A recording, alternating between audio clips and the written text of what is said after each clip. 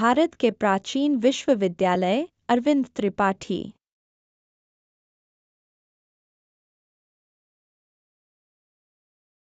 भारत की भूमि सदियों से ज्ञान, संस्कृति और शिक्षा की धरोहर रही है। इस पवित्र भूमि पर कई महान विश्वविद्यालयों ने जन्म लिया, जिन्होंने न केवल भारत में बल्कि पूरी दुनिया में शिक्षा का प्रकाश फैलाया। अरविंद त्रिपाठी की पुस्तक भारत के प्राचीन विश्वविद्यालय इन महान संस्थानों की गौरवशाली गाथा को हमारे समक्ष प्रस्तुत करती है। यह पुस्तक न केवल ऐतिहासिक जानकारी प्रदान करती है, बल्कि हमारे आधुनिक शिक्षा प्रणाली के लिए भी महत्वपूर्ण सीख देती है। प्राचीन विश्वविद्यालयों की ऐतिहासिक पृष्ठभूमि। भारत के प्राचीन विश्वविद्यालयों जैसे तक्षशिला, नालंदा, विक्रमशिला, वल्लभी और ओदंतपुरी का इतिहास अत्यंत समृद्ध और विविधतापूर्ण है।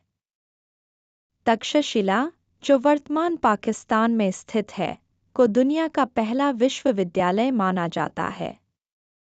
इसके बाद नालंदा और विक्रमशिला जैसे संस्थानों ने बौद्ध शिक्षा के केंद्र के रूप में ख्याति प्राप्त की। इन विश्वविद्यालयों में विज्ञान, गणित, खगोलशास्त्र, चिकित्सा, साहित्य और दर्शन जैसे विषय पढ़ाए जाते थे, जो इनकी समृद्ध पाठ्यक्रम प्रणाली को दर्शाता है। प्राचीन शिक्षा प्रणाली की विशेषताएं। विविध पाठ्यक्रम। प्राचीन विश्वविद्यालयों में पढ़ाए जाने वाले विषयों की विविधता आश्चर्यजनक थी। ये संस्थान केवल धार्मिक या सांस्कृतिक शिक्षा तक सीमित नहीं थे, बल्कि विज्ञान और प्रौद्योगिकी में भी अग्रणी थे। गणित, खगोलशास्त्र, चिकित्सा और वास्तुकला जैसे विषय इन विश्वविद्यालयों में पढ़ाए जाते थे। शिक्षा का उद्देश्य। प्राचीन भारतीय शिक्षा प्रणाली का उद्देश्य केवल ज्ञान का अर्जन नहीं था, बल्कि चरित्र निर्माण और आत्मविकास भी था। यह प्रणाली विद्यार्थियों को समाज और मानवता की सेवा के लिए तैयार करती थी। शिक्षकों और विद्यार्थियों का संबंध। शिक्षक और विद्यार्थी के बीच का संबंध गुरु शिष्य परंपरा पर आधारित था। यह संबंध न केवल शिक्षा तक सीमित था, बल्कि यह जीवन के हर पहलू में मार्गदर्शन प्रदान करता था। प्राचीन विश्वविद्यालयों की संरचना और प्रबंधन। संगठन और प्रशासन। इन विश्वविद्यालयों की संरचना अत्यंत सुव्यवस्थित थी। विभिन्न विभागों में विशेषज्ञ शिक्षक होते थे जो अपने अपने विषयों में निपुण होते थे।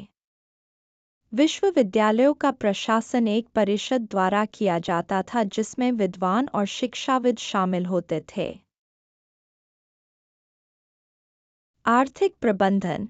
इन विश्वविद्यालयों के आर्थिक प्रबंधन के लिए स्थानीय राजा और धनी व्यक्तियों का सहयोग होता था। इसके अलावा विद्यार्थी भी अपने ज्ञान के प्रसार के माध्यम से विश्वविद्यालयों के आर्थिक संसाधनों में योगदान करते थे। प्राचीन विश्वविद्यालयों की सीख और आधुनिक शिक्षा प्रणाली।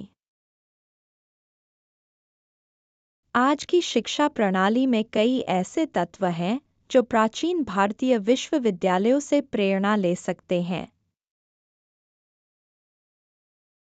समग्र शिक्षा। आधुनिक शिक्षा प्रणाली में समग्र शिक्षा का महत्व बढ़ाना आवश्यक है। प्राचीन भारतीय विश्वविद्यालय केवल अकादमिक ज्ञान नहीं, बल्कि नैतिक और आध्यात्मिक शिक्षा पर भी जोर देते थे। गहन अनुसंधान। प्राचीन विश्वविद्यालय अनुसंधान और खोज के केंद्र थे। आधुनिक शिक्षा प्रणाली में अनुसंधान की संस्कृति को बढ़ावा देने की जरूरत है, ताकि विद्यार्थी नए विचारों और नवाचारों का विकास कर सकें। प्रकृति और शिक्षा का संबंध। प्राचीन शिक्षा प्रणाली में प्रकृति का विशेष महत्व था। आज के संदर्भ में पर्यावरण शिक्षा और प्रकृति के साथ सहजीवन की भावना को बढ़ावा देना अत्य। Thanks for watching. Please like and share this video. Also hit the subscribe button, ring the notification bell, and let's embark on a journey of knowledge together.